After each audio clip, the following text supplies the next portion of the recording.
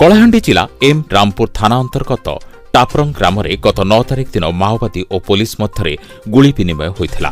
एथिरे 3 जण माओवादी मृत्यु होता। सेमानक मृतदेह को भवानीपाटना जिला मुख्य चिकित्सालय शवगृह रखा।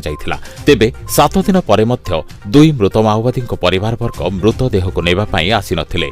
फल गतकाली भवानीपाटना सदर थाना सम्मुखें मृत 2 माओवादी शव को अंतिम संस्कार करिछि पुलिस।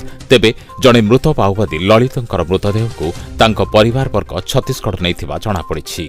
अंतिम संस्कार बेले कार्यनिर्वाही अधिकारी मजिस्ट्रेट दिलीप पात्र समेत डीएसपी अक्षय दास एएसआई सिराज पाढ़ी उपस्थित थिले। Bureau report news लोपिता।